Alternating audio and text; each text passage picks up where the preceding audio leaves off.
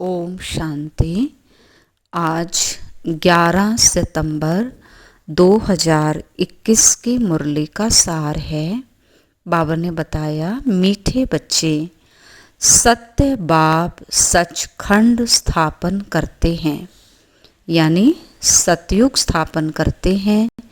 तुम बाबा के पास आए हो नर से नारायण बनने की सच्ची सच्ची नॉलेज सुनने के लिए।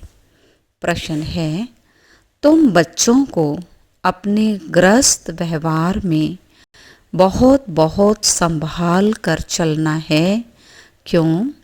उत्तर है, क्योंकि तुम्हारी गत मत सबसे न्यारी है, तुम्हारा गुप्त ज्ञान है।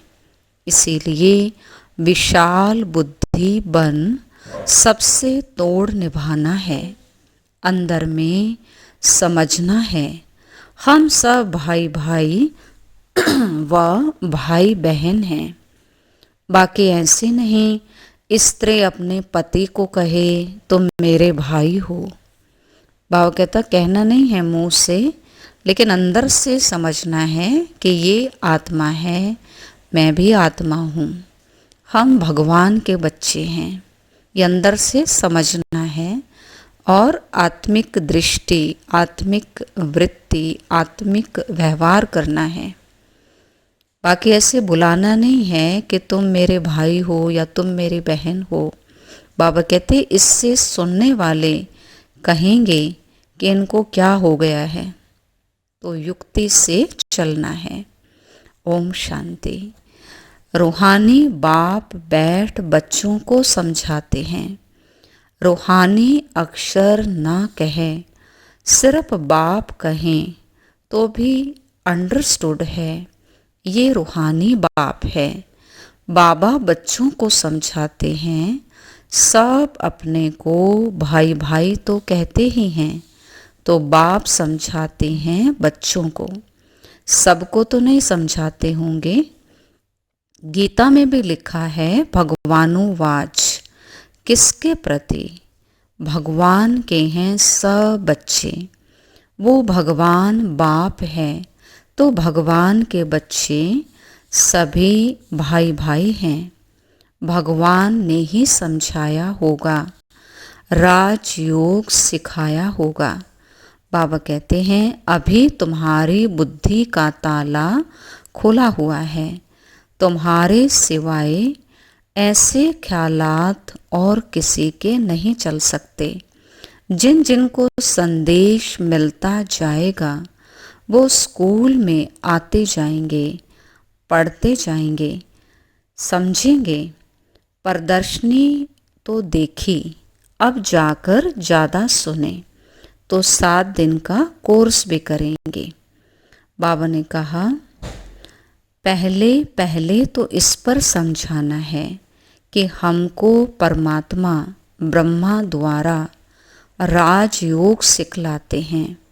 ये राजाई पद है, जिसको निश्चय हो जाएगा, जो सभी का बाप है, कि वो पारलौकिक बाप बैठ समझाते, वही सबसे बड़ी अथॉरिटी है, तो दूसरा कोई प्रश्न उठ ही नहीं सकता है।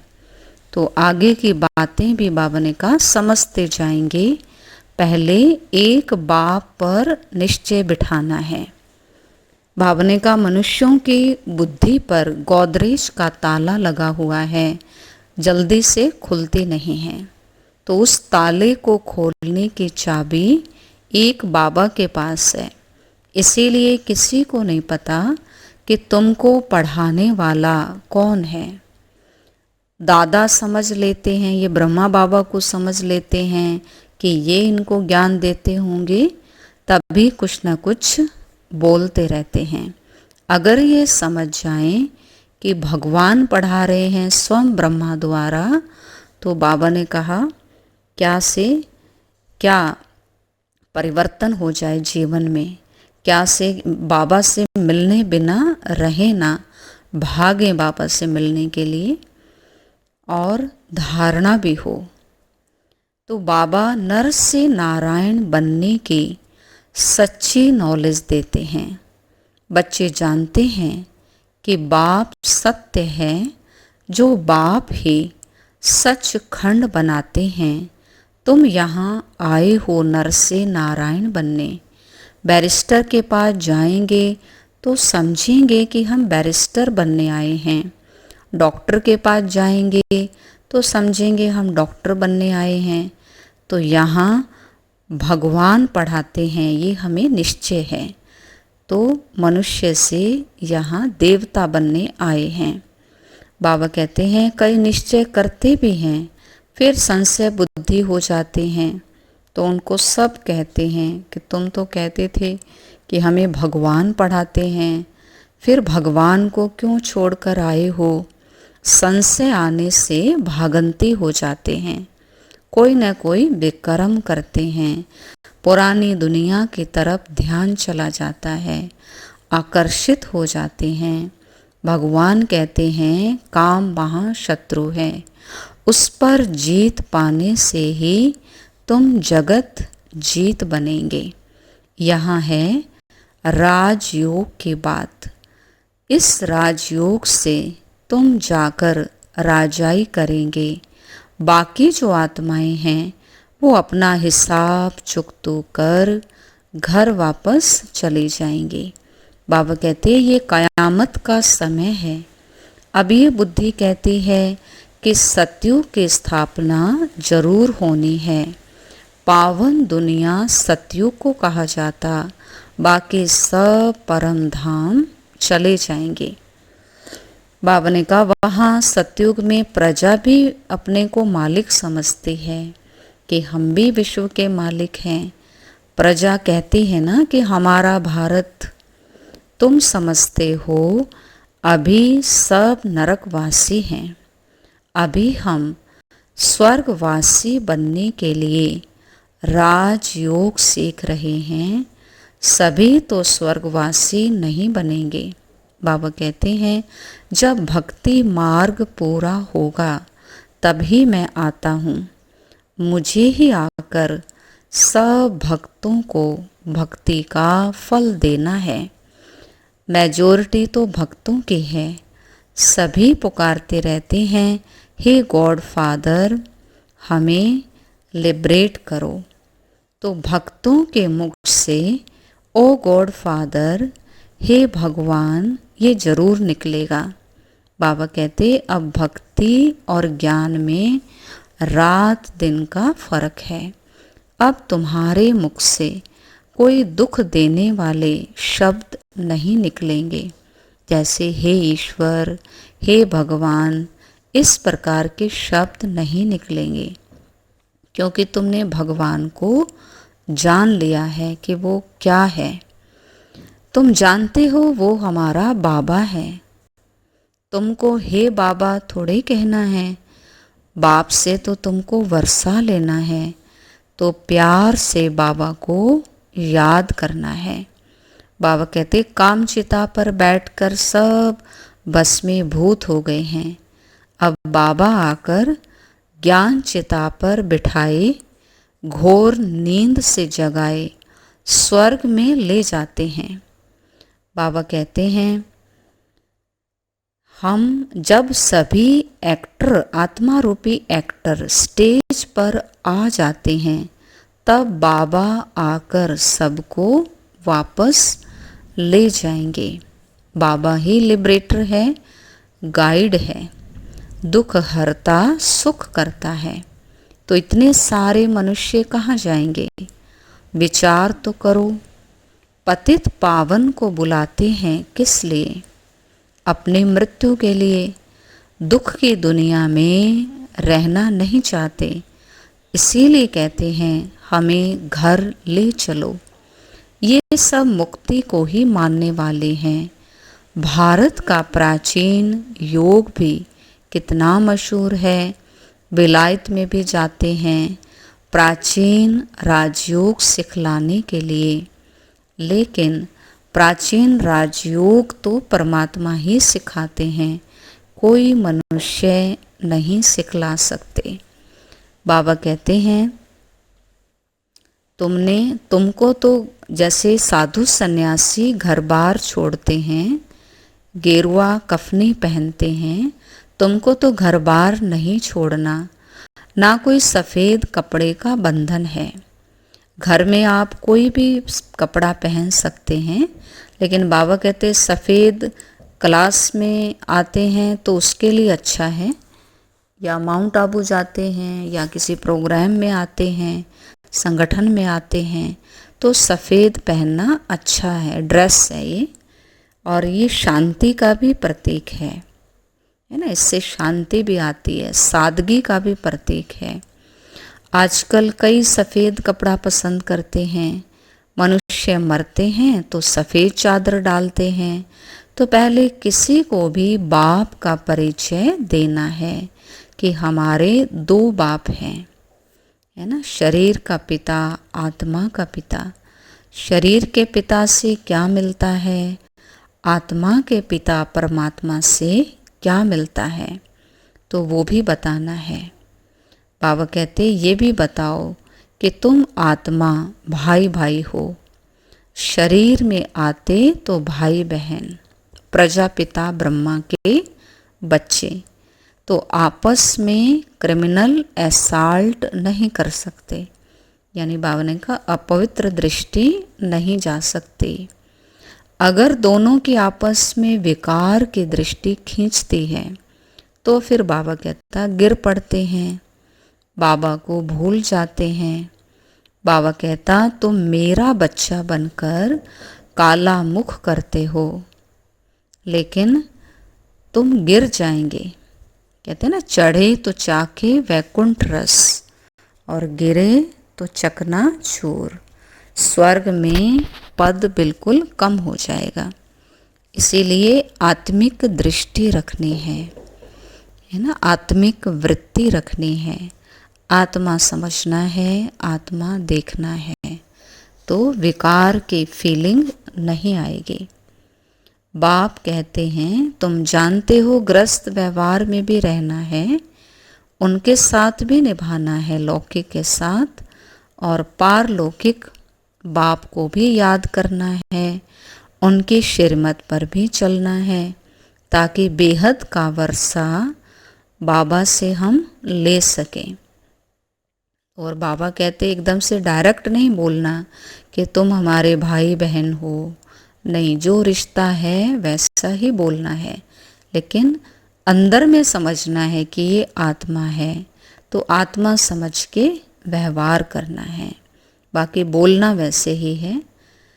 नहीं तो बाप कहता डिससर्विस हो जाती है कि यहाँ देखो ऐसा सिखाया जाता है, ये बोलते हैं। अब तुम बाबा के बच्चे बनते हो तो तुम्हारी गत मत तुम ही जानो, बड़ी संभाल से चलना पड़ता है, कहाँ कोई मूंझे नहीं, है ना, कोई कंफ्यूज ना हो जाए। बाबा कहते अब ये पूछो कि भगवान कौन है, निराकार शिव है या देहधारी श्री कृष्ण है ना, ये भी बाबा कहते ये भी पूछो सबसे। तो भगवान और श्री कृष्ण में अंतर क्या है, उनकी महिमा में क्या अंतर है, वो भी बताना है। डिफरेंस बाबा कहता अंतर बताएं। देवी देवताओं की राजधानी जरूर होगी, श्री कृष्ण सतयुग का प्रिंस था, तो वो तो जरूर सतयुग में ही होगा, और किसी युग में तो उस शरीर में आते ही नहीं। बाप कहते कृष्णपुरी नई दुनिया है सतयुग, और कंसपुरी पुरानी दुनिया है कलयुग।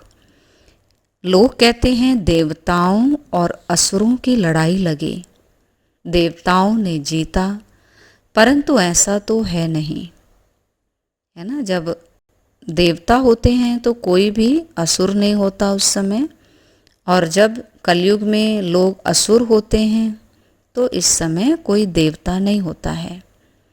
वो तो बाबा कहते कहानी बनाई है शास्त्रों के अंदर, तो अभी भगवान जो बता रहे हैं वो सत्य बता रहे हैं और वही मानना है। बाबा ने कहा मेरे साथ बुद्धि का योग लगाओ तो तुम्हारे पाप भस्म होंगे। पतित पावन बाबा ही है। बाबा ने कहा इस पुरानी दुनिया का विनाश जरूर होगा। सभी आत्माएं हिसाब किताब चुकतू करके जाएंगे। फिर क्लास ट्रांसफ़र हो नंबरवार जाकर बैठते हैं सतयुग में। तुम भी नंबरवार जाकर वहाँ सतयुग में राज्य करेंगे। कितने समझ की बातें हैं। अच्छा, मीठे मीठे सिकिलधे बच्चों प्रति मात पिता बाप दादा का याद प्यार और गुड मॉर्निंग। रूहानी बाप की रूहानी बच्चों को नमस्ते। हम रूहानी बच्चों की रूहानी बाप दादा को नमस्ते नमस्ते। Diamond morning, good morning. मुख्य सार है, इस कयामत के समय जबकि सतयुग की स्थापना हो रही है तो पावन जरूर बनना है। बाप और बाप के कार्य में कभी संशय नहीं उठाना है। ज्ञान और संबंध गुप्त है, इसीलिए लौकिक में बहुत युक्ति से विशाल बुद्धि बनकर चलना है। कोई ऐसे शब्द नहीं बोलने हैं जो सुनने वाले मूंझ जाएं, कंफ्यूज हो जाएं।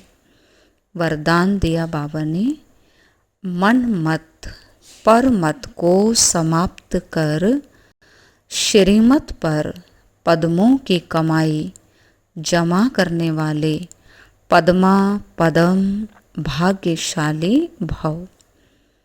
बाबा ने कहा श्रीमत पर चलने वाले एक संकल्प भी मनमत व परमत पर नहीं कर सकते। स्थिति की स्पीड यदि तेज नहीं होती है तो जरूर कुछ न कुछ श्रीमत में मनमत व परमत मिक्स है। मनमत अर्थात अल्पज्ञ आत्मा के संस्कार अनुसार जो संकल्प पैदा होता है, उत्पन्न होता है, वह मन की स्थिति को डगमग करता है। इसीलिए चेक करो और कराओ।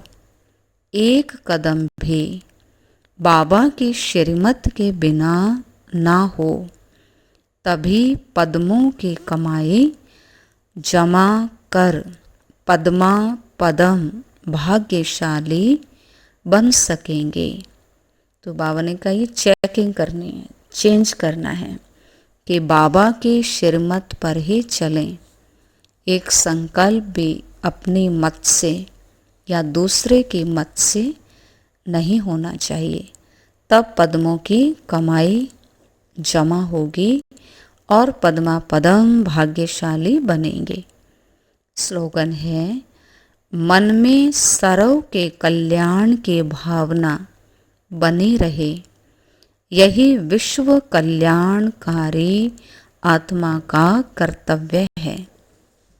मन में सबके लिए कल्याण की भावना हो, शुभ भावना, शुभ कामना हो। बाबा कहते हैं ये विश्व कल्याणकारी आत्मा का यही कर्तव्य है, सबके लिए अच्छा सोचना, शुभ सोचना। अच्छा, ओम शांति।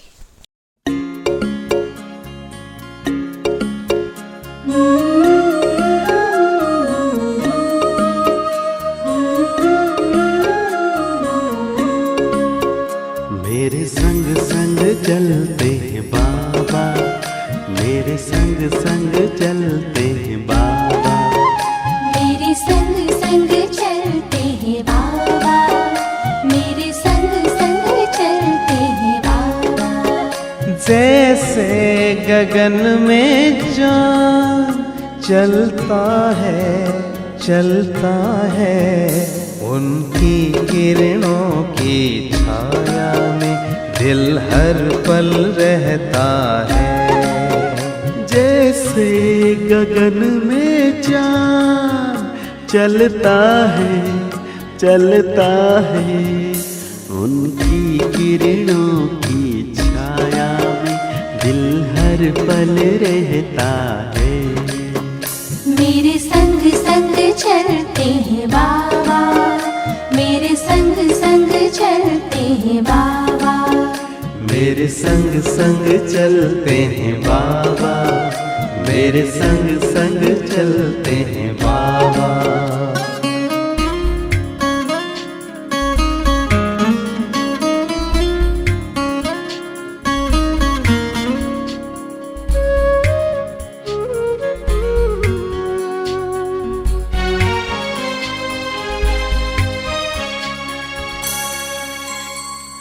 देखूं मैं